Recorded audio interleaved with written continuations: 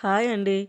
ఈరోజు మనం మన ఛానల్లో బాలమిత్ర కథలలోని 'ఇదిగో వచ్చాను' అనే కథను చెప్పుకోబోతున్నామండి. ఇక కథలోకి వెళ్ళిపోదామండి. కొన్ని సంవత్సరాల క్రితం పశ్చిమ నగరంలో ఒక ప్రసిద్ధుడైన గజ దొంగ ఉండేవాడు. వాడి అసలు పేరేమిటో, మనిషి ఎలా ఉంటాడో ఎవరికీ తెలియదు. వాడు ఎన్ని ఇళ్లల్లోనో చొరబడి ఎన్నో దొంగతనాలు చేసినప్పటికీ వాణ్ణి కళ్ళతో చూసినవారు ఎవరూ లేరు. అయితే వాడు దొంగతనం చేసినప్పుడల్లా ఇంటి లోపలి గోడ మీద "ఇదిగో వచ్చాను" అని రాస్తూ ఉండేవాడు. ఈ కారణం చేత అందరూ వాణ్ణి "ఇదిగో వచ్చాను" అనేవాళ్ళు. రాను రాను "ఇదిగో వచ్చాను" దొంగతనాలు చాలా ఎక్కువైపోయాయి. దీంతో ఈ గజ దొంగ బారి నుండి తమను కాపాడవలసినదిగా వారు ప్రభుత్వానికి మొరపెట్టుకున్నారు. "ఇదిగో వచ్చాను" అన్న దొంగ కోసం నగరమంతా గాలించి పట్టుకోవలసిందని నగరపు న్యాయాధికారి రక్షక భటులను ఆజ్ఞాపించాడు. ఈ దొంగను పట్టుకోవటానికి ఆయన ఒక గడువు కూడా ఏర్పరిచాడు. రక్షక భటులు పెద్ద చిక్కులో పడ్డారు. దొంగ చూడబోతే దేవాంతకుడు. వాడు ఎవడో, ఎలా ఉంటాడో, ఎక్కడ ఉంటాడో చెప్పగలవాడు ఒక్కడూ లేడు. అటువంటి వాణ్ణి ఇన్ని రోజుల్లోగా పట్టుకోవాలి అంటే అది సులువైన పని కాదు. అయినప్పటికీ దీక్షతో పనిచేస్తే సాధించరానిదంటూ ఉండదు గనుక రక్షక భటులు ఒక మనిషిని పట్టి న్యాయాధికారి వద్దకు తెచ్చి, "అయ్యా, వీడే ఇదిగో వచ్చాను అనే దొంగ. వీడికి శిక్ష విధించి నగరానికి పీడ విరగడ చేయండి" అని చెప్పాడు. గజ దొంగ వీడేననటానికి సాక్ష్యం ఏమిటి అని న్యాయాధికారి అడిగాడు. "మేము బహుశ్రద్ధగా ఆచూకీ తీసి వీణ్ణి పట్టుకున్నాము. మీరు మా మాట యందు విశ్వాసం ఉంచవచ్చు" అన్నారు రక్షక భటులు ఏకకంఠంతో. "మహాప్రభు, వీళ్ళు తమ బాధ్యత వదిలించుకోవటానికి గాను ఎవరినో ఒకరిని పట్టుకుందాం అనుకున్నారు. నా కర్మ కొద్దీ నేను వీరికి దొరికాను" అన్నాడు పట్టుబడినవాడు. న్యాయాధికారి అనుమానంలో పడటం చూసి రక్షక భటుల నాయకుడైన కొత్వాలు వీడి మాటలు నమ్మి వీణ్ణి విడిచిపెట్టారు. "వీడే అసలు దొంగ. వీణ్ణి పట్టుకునేసరికి మా తల ప్రాణాలు తోకకు వచ్చాయి. ఇప్పుడు విడిచిపెట్టారో వీడు మరి ఎప్పటికీ దొరకడు" అని గట్టిగా చెప్పాడు. కొత్వాలు అంత గట్టిగా చెప్పిన మీదట న్యాయాధికారి, "సరే, ప్రస్తుతానికి ఖైదులో ఉంచండి. విచారణలో నిజం తేలుతుంది కదా" అన్నాడు. పట్టుబడినవాడు నిజంగా గజ దొంగే. వాడు ఖైదులో అడుగు పెడుతూనే జైలు అధికారితో ఎంతో వినయంగా, "అయ్యా, కొత్త ఖైదీలు ఉత్త చేతులతో తమ వద్దకు రావటం ఆచారం కాదు. కానీ ఏం చేయను? రక్షక భటులు నన్ను పట్టుకున్నప్పుడు నా దగ్గర ఉన్నదంతా తీసుకొని లాగేసుకున్నారు. తమకు అభ్యంతరం లేకపోతే కొండదేవర గుడికి వెళ్ళి అక్కడ పగిలిన ఇటుకరాయి కింద నేను దాచుకున్న వెండి తెచ్చుకోండి" అన్నాడు ప్రాధేయంగా. జైలు అధికారి ఈ మాటలు నమ్మలేదు. కానీ తీరా వెళ్ళి చూస్తే ఖైదీ చెప్పిన చోట కొంచెం వెండి దొరికింది.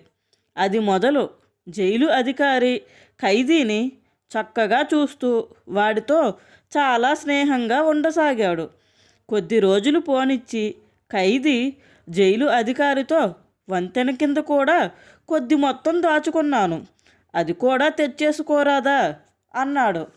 "వంతెన మీద ఎప్పుడూ జనం తిరుగుతూ ఉంటారే" అన్నాడు జైలు అధికారి అనుమానంగా. "నదిలో బట్టలు ఉతకటానికి వెళ్ళినట్లుగా గంప తీసుకుపోండి.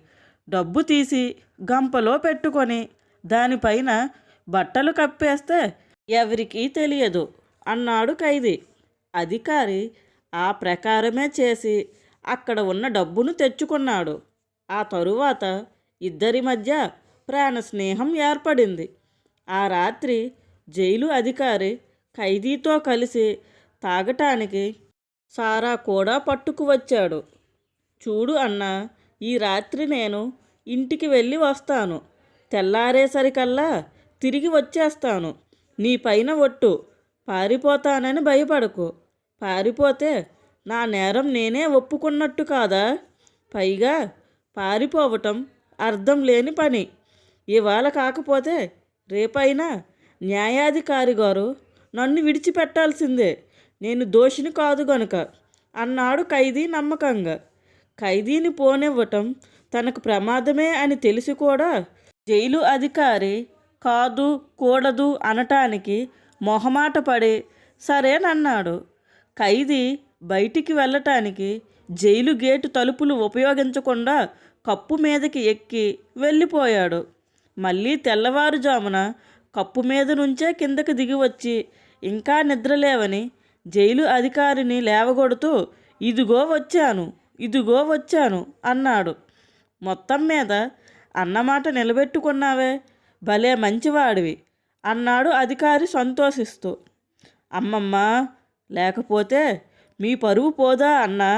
నువ్వు నాకు చేసిన ఈ మేలు ఎన్నటికీ మరువను. నా కృతజ్ఞత చూపటానికి ఉడతాభక్తిగా మీ ఇంట చిన్న కానుక పడేసి వచ్చాను.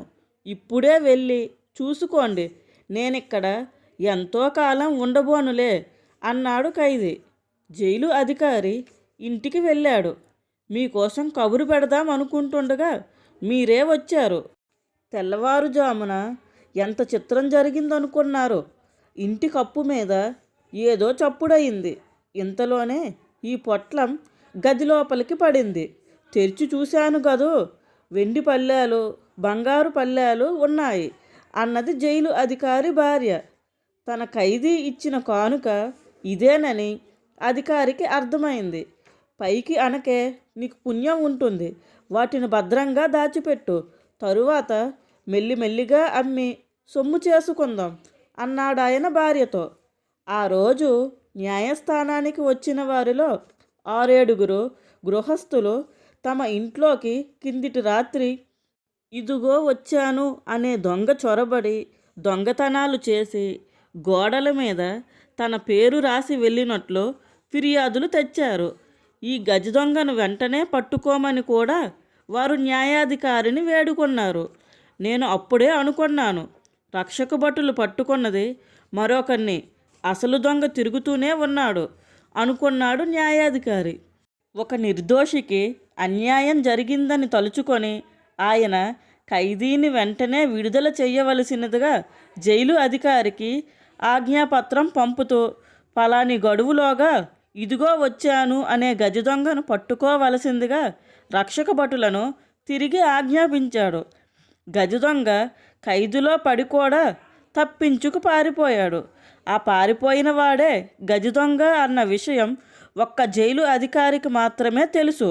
కానీ ఆయన దొంగ సొత్తు తిని ఉండటం చేత కుక్కిన పేనులాగా ఉండిపోయాడు.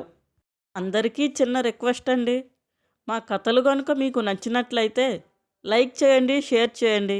మా ఛానల్ను సబ్స్క్రైబ్ చేసుకొని పక్కనే ఉన్న బెల్ ఐకాన్ని కూడా క్లిక్ చేస్తారని కోరుకుంటున్నాం.